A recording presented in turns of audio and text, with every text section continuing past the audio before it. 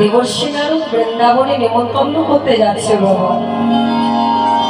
তাই যেই না বৃন্দাবনে নেমন্তন্ন করতে গেছি, দূরে দাঁড়িয়ে দেখছে কি না যশোমতী মামার নবনীর থালাটি নিয়ে একবার এই বাড়ি একবার ওই বাড়ি দরজায় ধাক্কা দিচ্ছে আর বলছে, হ্যাঁ গো, তোমাদের কারো বাড়িতে আমার গোপাল আছে, তোমাদের কারো বাড়িতে আমার গোপাল এসেছে। মামারে কেঁদে কেঁদে ঘুরে বেড়াচ্ছি, মাতা নন্দ রানী রয়ে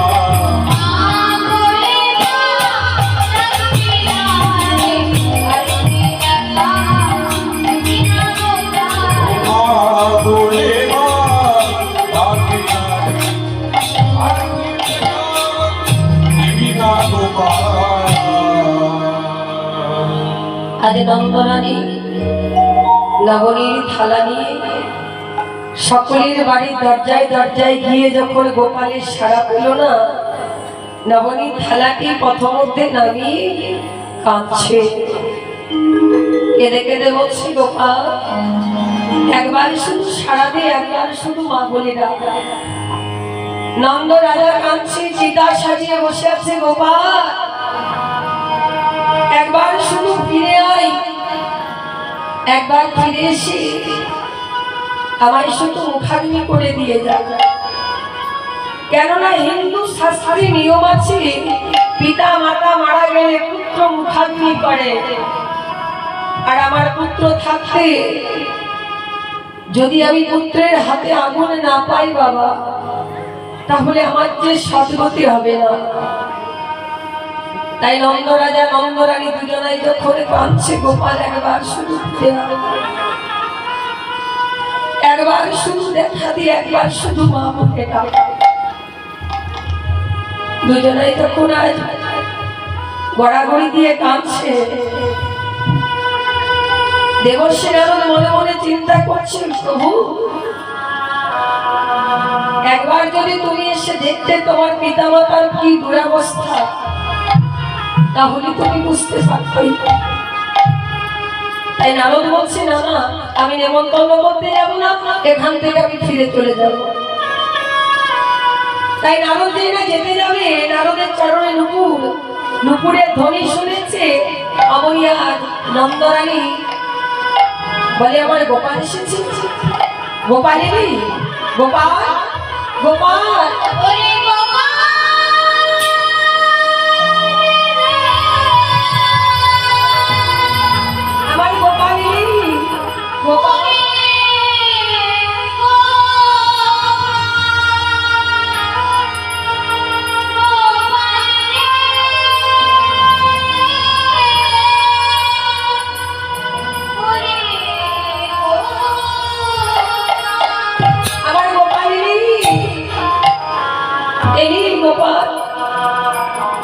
আমার ছুটে গিয়ে গোপালকে দেবশ্রী নারদকে গোপাল ভেবে জড়িয়ে ধরেছে। যাস না বাবা, যখন এসেছিস একবার মা বলে ডাক, একবার আমার কোলে এসে বস। নারদ বলছে, মা তুমি কি চোখে দেখতে পাচ্ছ না? আমি তোমার গোপাল নই, আমি তোমার গোপালের দাস। তোমার গোপালের দাস এসেছি মা। আর যেই না বলেছে যশোমতী মা, আমার বলছি দেবর্ষী, যেদিন থেকে আমার গোপাল বৃন্দাবন ছেড়ে গেছি, গোপালের জন্য কাঁদতে কাঁদতে আমি অন্ধ হয়ে গেছি। ও মা, আর কেঁদো না, তোমার গোপাল প্রভাসের তীরে যজ্ঞ করছে, দানবত যজ্ঞ। তোমাদের যেতে বলেছে, আর 13 দিন পর সূর্য গ্রহণের দিনে যজ্ঞ হবে। নন্দরাজা নন্দরানী সকলে ব্রজবাসী বড় আনন্দিত, বলছে চলো সবাই মিলে আমরা ওই প্রভাসে যাব। এবার চলে যাচ্ছে কোথায় না সখাগণের কাছে, সখাগণকে নেমন্তন্ন করতে। সখাগণের কি অবস্থা দিচ্ছে কি, সখাগণ গোবিন্দের একখানা চিত্র ছবি নিয়ে বুকে জড়িয়ে বসে বসে কাঁদছে। আর কেঁদে কেঁদে বলছে, ওরে আমার ব্রজের কাননে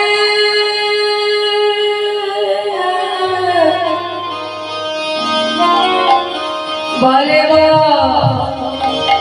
ওরে দুঃখে রাজা হলে এই দারো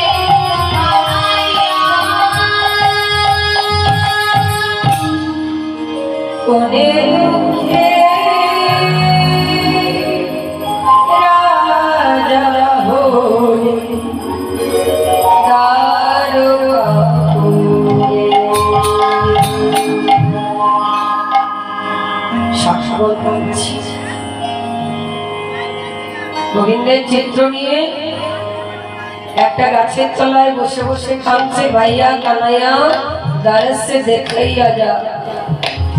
দেবর্ষী নারদ এসে বলছে, ওগো সখাগণী কেঁদো না, এভাবে কেঁদো না, তোমাদের ভাই কানাইয়া তোমাদেরকে ভোলেনি।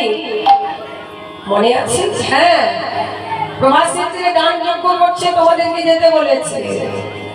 আমাদের ভাই কানাইয়া আমাদেরকে মনে রেখেছি। জানো দেবর্ষী, আমরা মনে মনে চিন্তা করলাম আমাদের ভাই কানাইয়াকে এঁঠো ফল খাইয়েছি তো। কেন এঁঠো ফল দিয়েছি জানো?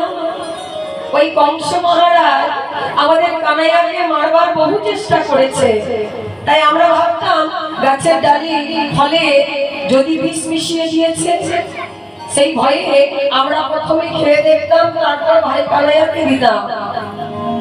তাই মনে মনে চিন্তা করলাম যদি আমাদের কানাইয়াকে মেরে ফেলে, তাই আমরা ভাবছি কি জানো, নিশ্চয়ই কানাইয়াকে এঁঠো দিয়েছি বলে চলে গেছে। না গো না, তোমাদের কানাইয়া তোমাদের উপরে কোনো রাগ করে যায় না। আগামী সূর্যগ্রহণের দিন প্রভাসের তীরে দানব্রত যজ্ঞ হবে, তোমরা সবাই যাবে। সখাগণের মন সন্তুষ্ট হলো। এবার চলে যাচ্ছে কোথায়? শ্রীমতী রাধারানীর কাছে। তা যখন রাধারানীর কাছে যাচ্ছি, রাধারানী সখীদেরকে বলছে, সখী আমার গোবিন্দ মনে হয় বৃন্দাবনে আসবে না। আস্তে আস্তে আস্তে আমার মনে হয় আমার গোবিন্দ বৃন্দাবনে আসবে না। আচ্ছা সখী, আমার গোবিন্দ বৃন্দাবনে আসার আগে যদি আমি মারা যাই, তাহলে তোরা আমার দেহটাকে কি করবি? আমি গোবিন্দ ছাড়ার বাঁচব না। সখীরা রাধারানীর বদনখানি চেপে ধরেছিল, আমার কথা বলিস না, গোবিন্দ আমাদের ছেড়ে গেছে, তুই যদি আমাদের ছেড়ে চলে যাস কি নিয়ে থাকবো বল না? আমি মারা গেলে আমার মৃতদেহটাকে তোরা কি করবি? সখীরা বলছে, মানুষ মারা গেলে মৃতদেহ হয় জলে ভাসিয়ে যায়, না হয় আগুনে পুড়িয়ে দেয়, বলে কি করবো? রাধারানী বলছে, না রে সখী, আমি যখন মারা যাব আমার মৃতদেহটাকে কি করবি জানিস? ওরে না পড়াবো রাধায় অঙ্গ, না ভাসাবো রাউলি,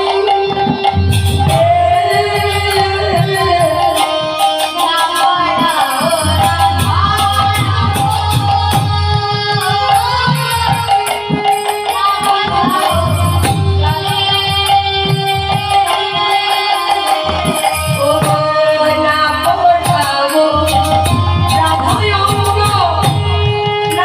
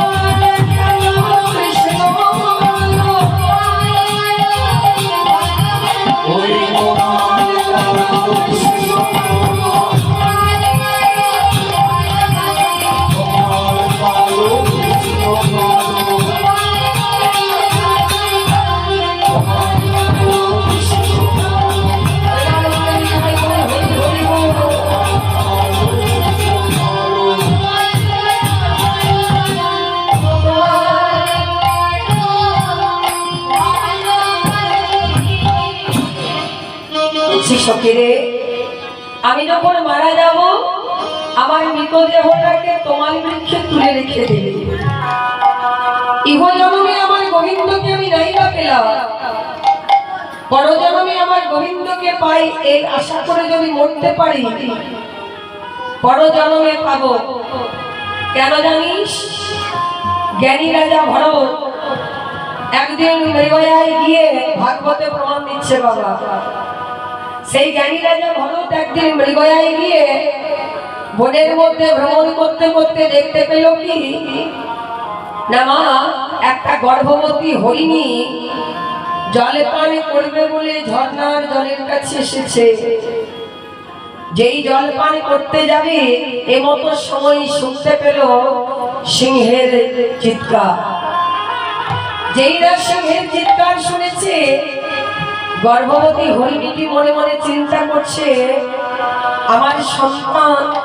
আমার সন্তানের বড় বিপদ।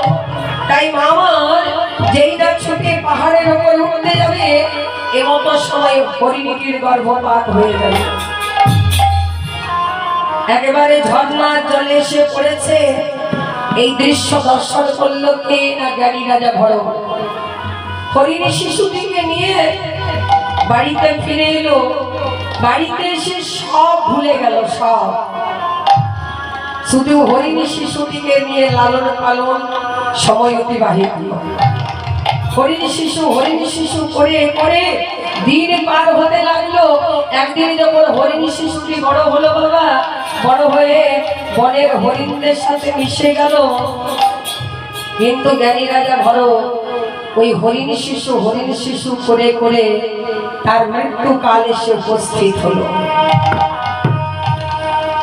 এমনই কি মরার সময় স্বয়ং শ্রীহরির নামে পর্যন্ত ভুলে গিয়ে হরিণী শিশুটির মুখ মনে জাগতে লাগলো। ওই অবস্থায় তার মৃত্যু হলো। তাই তাকে পরজন্মে হরিণী জনি প্রাপ্ত হতে হলো। রাধারানী বলছে, সখীরে, মৃত্যুকালে হরিণী শিশুর মুখ মনে জাগাতে যদি পরজন্মে হরিণ হতে হয়, আমি শ্রীহরিকে পাই এই আশা করে যদি মরি, পরজন্মে আমি আমার গোবিন্দকে নিশ্চয়ই পাব। কেননা ভগবান শ্রীকৃষ্ণ গীতায় বলেছে, अन्ते काले च मामेव शरण मुक्त करे वरं जयाति समर्भाव जाति संशय। মৃত্যুকালে কেউ যদি আমাকে স্মরণ করতে করতে মারা যায়, পরজন্মে আমার গতি প্রাপ্ত হয়, আমাকে পায়। যার জন্য আত্মীয় শাস্ত্র মতে মারা গেলে, ওই যে শাস্ত্রের মতে আত্মীয় কেউ মারা গেলে তার কাছে বসে শুনতে যায় না। শাস্ত্র মতে কোন মানুষ শয্যাশায়ী হয়ে পড়ে আছে, তার কাছে কখনো বসে বসে কাঁদতে নেই বাবা। ওই কান্না দেখে সে যদি দুঃখ নিয়ে মারা যায়, পরজন্মে আবার এই মানব জন্ম নিয়ে তাকে সেই দুঃখ যন্ত্রণা ভোগ করতে হয়। যার জন্য মৃত্যুকালে কেউ যদি শয্যাশায়ী হয়ে থাকে, পারলে তার কাছে হয় ভগবানের গুণকীর্তন করুন, আনন্দ করুন, তাকে ভালো ভালো ভগবানের কথা উপদেশ শ্রবণ করান। দরকার হলে তার গৃহের মধ্যে একটা সুন্দর ভগবানের ছবি লাগিয়ে দেয়, যেন ভগবানকে দর্শন করতে করতেই যেন তার জীবন যায়। মৃত্যুকালে কখনো দুঃখ যন্ত্রণা নয়। দিনের বেলায় মরলে স্বর্গে যায়, রাত্রিবেলায় মানুষ যদি মারা যায় তাহলে আবার সেই নরক যন্ত্রণা ভোগ করতে হয়। শুক্লপক্ষে যদি মারা যায় সে স্বর্গ লাভ করে, কৃষ্ণ পক্ষে যদি মারা যায় তাকে আবার নরক যন্ত্রণা ভোগ করতে হয়। এগুলো সব ভাগবত গীতায় ভগবান শ্রীকৃষ্ণের উপদেশ। যার জন্য রাধারানী বলছে, সখী, আমি গোবিন্দকে পাই আশা করি যদি মরতে পারি, ইহজন্মে নাই বা পেলাম, পরজন্মে আমার গোবিন্দকে আমি ঠিক পাবো। তাই রাধারানী বলতে বলতে যেই না অচৈতন্য হয়েছে, নারদ মনে মনে চিন্তা করছে তাহলে কি রাধারানী জীবন পরিত্যাগ করলো? ছুটতে ছুটতে এসে বলছে রাধারানী কি সখী, এতদিন পরে আমার নামে জয় জয়কার বৃন্দাবনে কে দিল? ওই দেখ নারদ এসেছে। দেবর্ষি প্রণাম। হেতা বৃন্দাবনে আগমনের ক্রম কি? ওগো রাধে, তোমায় মরতে হবে না, তোমায় নিয়ে যেতে এসেছি তোমার প্রাণনাথ প্রাণ বধুয়ার কাছে। গোবিন্দ তোমার প্রবাসের তীরে দান যজ্ঞ করছে, তোমায় যেতে বলেছে, আমাকে নেমন্তন্ন করতে পাঠিয়েছে, আমি নেমন্তন্ন করতে এসেছি। সখীরা বলছে নারদ, আমাদের গোবিন্দ নেমন্তন্ন করেছে? বলছে হ্যাঁ। সত্য কথা বলছে? হ্যাঁ। হ্যাঁ বাবা, বৃন্দাবনবাসীকে নেমন্তন্ন করেছিল গোবিন্দ। কি গো, বৃন্দাবনবাসীকে নেমন্তন্ন করেছিল? করেনি। যাই হোক, মনটা মনে হচ্ছে যেন সবাই কেমন চঞ্চল বা একটু বেরোসি। বৃন্দাবনবাসীকে গোবিন্দ নেমন্তন্ন করেনি। স্বর্গ মর্ত পাতাল সকল দেবতা দেবীকে নেমন্তন্ন করেছিল, কিন্তু বৃন্দাবনবাসীকে নেমন্তন্ন করেনি। তার প্রমাণ কি জানেন? বলছে যারা প্রকৃত ভক্ত হয় তাদেরকে নেমন্তন্ন করতে হয় না। ওগো আমাদের গ্রামে কীর্তন হচ্ছে, কীর্তন শুনতে যাবে, তাই না? হলো পরকালে ধনী পেলে শুনতে পেয়ে কারো মুখে শুনতে পেলেই চলে আসে কীর্তন শুনতে যাবো। যারা হরিনাম ভালোবাসে, আর যারা হরিনাম ভালোবাসে না, ও মা তোমাদের গায়ে কীর্তন হয়ে গেল, কবে থেকে হলো জানতেই পারলাম না। ওই কীর্তনের মতি নেই, যার জন্য শুনবো না। আজ ব্রজগোপীরা বলছে আমাদেরকে গোবিন্দ কোনোদিন নেমন্তন্ন করবে না, জানো না? ত্রিভুবনবাসীকে গোবিন্দ নেমন্তন্ন করলেও বৃন্দাবনবাসীদের কোনোদিন নেমন্তন্ন করবে না। কেন না? আমরা কোনোদিন গোবিন্দ ছাড়া নই। কারণ বলছে হ্যাঁ গো, তাহলে তোমরা যদি গোবিন্দ ছাড়া নাও তাহলে কাঁদছিলে কেন? জানো না কেন কাঁদছিলাম? এই জগৎকে দেখাচ্ছিলাম ওরে জি, যদি হা কৃষ্ণ প্রাণ কৃষ্ণ বলে কাঁদতে পারিস তাহলে যে কৃষ্ণকে পাওয়া যায়, কৃষ্ণকে লাভ করা যায়, কৃষ্ণ কৃপা হয়। যার জন্য জীব জগৎকে শিক্ষা দিচ্ছিলাম, অন্তদিনান্তে একবার হা কৃষ্ণ প্রাণ কৃষ্ণ বলে কাঁদ। প্রেমানন্দে নিতাই গৌর।